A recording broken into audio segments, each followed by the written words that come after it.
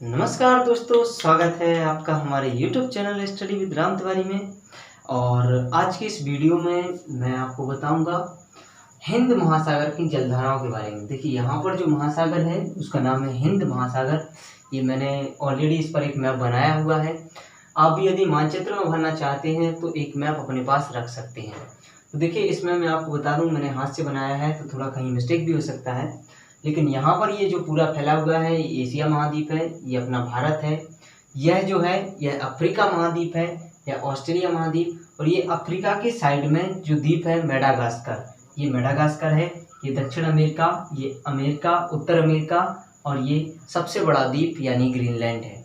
लेकिन हम बात कर रहे हैं आज के शॉर्ट वीडियो में सिर्फ और सिर्फ हिंद महासागर की जलधाराओं के बारे में। तो मैं बिल्कुल आपको आसान तरीके से बताऊंगा। इस शॉर्ट वीडियो के 5 मिनट के वीडियो में आपकी पूरी जलधाराएं हिंद महासागर की कंप्लीट हो जाएंगी विद मानचित्र में भरने के साथ साथ। ठीक है, सबसे पहली चीज आपको ये ध्यान रखना है कि चाहे हिंद महासागर हो, चाहे यहाँ पर अटलांटिक महासागर हो, और चाहे यहाँ पर और यहाँ पर प्रशांत महासागर हो, इन सभी में इस भूमध्य रेखा की, ये जो मैंने लाइन बनाई है यह भूमध्य रेखा यानी 0 डिग्री लाइन, इस भूमध्य रेखा के उत्तर में एक जलधारा होती है उत्तरी विषुवत रेखीय जलधारा, और दक्षिण में एक जलधारा होती है दक्षिणी विषुवत रेखीय जलधारा।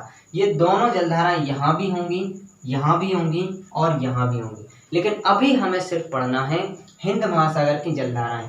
तो यहाँ पर एक जलधारा होती है उत्तर विषुवतीय रेखीय धारा या फिर जलधारा, और जिसकी दिशा होती है कोरियोलिस बल के कारण हमेशा इस ओर। और यहाँ पर भी एक जलधारा होगी दक्षिण विषुवतीय रेखीय जलधारा या धारा। जलधारा बोलते हैं क्योंकि ये जल की धारा होती है। तो यहाँ पर इसकी दिशा भी इसी दिशा में होगी, इस तरफ, पृथ्वी की घूर्णन गति के कारण। जब ये जलधारा अपनी दिशा से आगे की ओर बढ़ेगी, यानी यहाँ से ऐसे आगे की ओर बढ़ेगी, जैसे अपन देखें दक्षिण विषुवत रेखीय जलधारा को, तो पहली चीज आपको ये ध्यान रखना है कि जो विषुवत रेखा के पास की जलधाराएं होती हैं, यहाँ पर भी उत्तर विषुवत रेखीय जलधारा, दक्षिण विषुवत रेखीय जलधारा, यहाँ पर भी उत्तर विषुवत रेखीय जलधारा और दक्षिण विषुवत रेखीय जलधारा, और इसकी भी ये सभी जलधाराएं दो इसकी और दो इस महासागर की, ये सभी जलधाराएं गर्म होती हैं, क्योंकि वर्ष में अधिकांश समय जो सूर्य की स्थिति, सूर्य की किरणें लंबवत होती हैं, वो हमेशा भूमध्य रेखा के आसपास, हमेशा तो नहीं कहना चाहिए लेकिन अधिकांश समय तक भूमध्य रेखा के वाले इलाके में होती हैं। तो ये जो दोनों जलधाराएं मैंने लिखी हैं, ये सूर्य की स्थिति के कारण हमेशा किस प्रकृति की होती हैं? गर्म प्रकृति की। अब देखिए कि जैसे ये जलधारा आगे बढ़ेगी, दक्षिण विषुवत रेखीय जलधारा जो भारत के जस्ट नीचे होगी और ऑस्ट्रेलिया के ऊपर होगी, ये जलधारा जैसे जैसे आगे बढ़ती जाएगी, यहाँ पर ये अपना मैंने जो बनाया हुआ है ये है अफ्रीका महाद्वीप। तो ये यहाँ पर आकर अफ्रीका महाद्वीप से टकराएगी और मुड़ जाएगी नीचे की ओर। जब नीचे की ओर जाएगी तो इसके रास्ते में ऐसे करते हुए ये गर्म जलधारा है और नाम है इसका दक्षिण विषुवत रेखीय जलधारा। ये जैसे जैसे नीचे जाएगी, यहाँ बीच में मेडागास्कर द्वीप से टकराकर 2 भागों में बढ़ जाएगी, जो एक भाग इसका इस तरीके से निकलेगा और एक भाग इसका इस तरीके से निकलेगा, दोनों ही। तो देखिए यहाँ पर ये अफ्रीका महाद्वीप में एक देश है यहाँ पर जिसका नाम है मोजाम्बिक। उस कारण से इस देश के नाम पर ये जो पार्ट हुआ है अफ्रीका महाद्वीप के अंदर वाला, इसका नाम पड़ जाएगा मोजाम्बिक की धारा, मोजाम्बिक की जलधारा। और जो इस तरफ आई है ये द्वीप का नाम है मेडागास्कर, इसलिए इसका नाम पड़ जाएगा मेडागास्कर की धारा, मेडागास्कर की जलधारा। लेकिन कुछ ही समय बाद ये दोनों जलधाराएं फिर से एक बार एक हो जाएंगी, फिर से एक बार इस तरीके से ये आगे बढ़ती जाएंगी और एक मिल जाएंगी।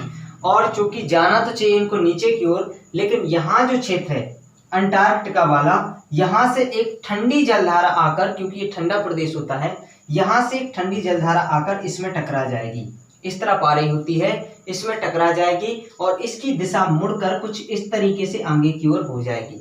आप सोचिए कि ये दक्षिण विषुवत रेखीय जलधारा सूर्य हमेशा नहीं तो अधिकांश समय तक लंबवत भूमध्य रेखा के किनारे पर होता है। यहाँ से 10 डिग्री उत्तर और 10 डिग्री दक्षिण का क्षेत्र सबसे ज्यादा गर्म पाया जाता है। तो ये जलधारा तो गर्म थी। अब ये गर्म जलधारा जब आगे बढ़ेगी, मेडागास्कर द्वीप से टकराएगी यहाँ पर, तो ये दो भागों में बटेगी। बाहरी वाला भाग मेडागास्कर की जलधारा, जबकि अंदर का भाग मोजाम्बिक की जलधारा होगा। जैसे ही ये आगे मिलेंगी तो इनके मिलने से जो जलधारा बनती है इसका नाम हो जाता है आगुलहास की जलधारा। आगुलहास की जलधारा, आगुलहास की जलधारा। लेकिन यहाँ पर जब दो भाग हुए हैं तो मेडागास्कर की जलधारा और मोजाम्बिक की जलधारा दोनों ही पार्ट बने हैं किससे? दक्षिण विषुवत रेखीय जलधारा से। तो दोनों ही जलधाराएं अभी भी किस प्रकृति की हैं? ये भी गर्म है और ये भी गर्म है। लेकिन ये मिलने के बाद जैसे यहाँ पर मुड़ी, नाम पड़ गया है आगुलहास की जलधारा। इसमें यहाँ से आकर एक ठंडी जलधारा टकराई है।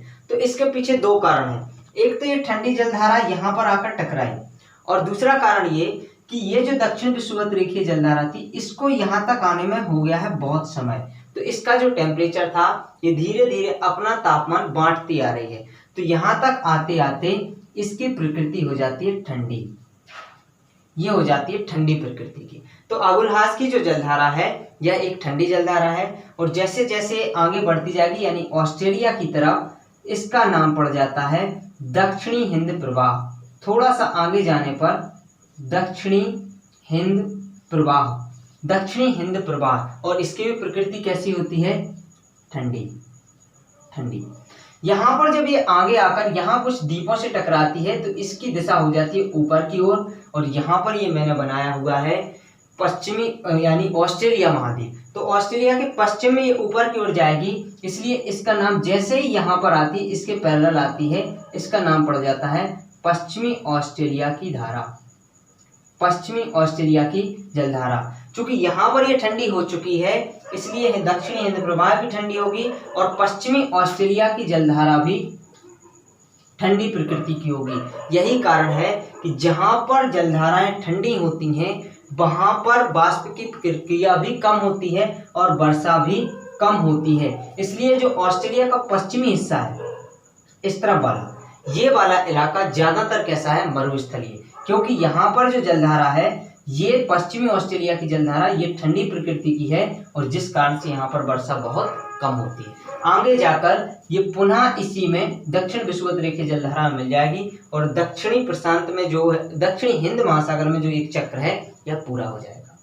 ठीक है, ये जलधाराएं किसकी थी? दक्षिण विषुवतीय रेखीय जलधारा की। ऐसे ही हिंद महासागर में, ये उत्तरी हिंद महासागर है, ये दक्षिणी हिंद महासागर, ऐसे ही हिंद महासागर में एक जलधारा आएगी उत्तरी विषुवत रेखीय जलधारा, जो भूमध्य रेखा के जस्ट कहाँ होगी? ऊपर। लेकिन भूमध्य रेखा के निकट होने के कारण यह भी किस प्रकृति की होगी? गर्म। जैसे जैसे ये आगे बढ़ेगी, यहाँ पर एक देश है सोमालिया, सोमालिया, सोमालिया देश के तट पर जाकर ये टकराएगी और इसकी दिशा ऊपर की ओर हो जाएगी। टकराने के कारण ऊपर की ओर हो जाएगी, जिसका नाम पड़ जाएगा यहाँ से सोमालिया की धारा, सोमालिया या सोमेरु की धारा, सोमालिया या सोमेरु की धारा। और जैसे जैसे यहाँ पर ये सोमालिया से टकराने के बाद जैसे ही यहाँ सोमालिया से टकराएगी तो ये ऊपर की ओर मुड़ जाती है, और ऊपर की ओर मुड़ने के साथ साथ देखिए अभी ना तो कोई इसमें ठंडी जलधारा मिली है और ना ही यहाँ पर इसको चलते हुए ज्यादा समय हुआ है। तो अभी भी ये गर्म प्रकृति की होती है, और यहाँ आने के बाद यह आगे नहीं बढ़ती है, क्योंकि यहाँ पर भारत के निकट कौन सा सागर है? अरब सागर, अरब सागर। अरब सागर में आकर यह मानसून का रूप ले लेती है। इसी के कारण अपने भारत में वर्षा होती है। यदि ये जलधारा ना होती तो दक्षिण पश्चिम मानसून नहीं आता, इसके कारण ही यहाँ पर वर्षा होगी। तो ये थी हिंद महासागर की जलधाराएं जो अभी कंप्लीट हो चुकी हैं। नेक्स्ट वीडियो में मैं आपको अटलांटिक महासागर की जलधाराएं और प्रशांत महासागर की जलधाराएं भी बताऊंगा।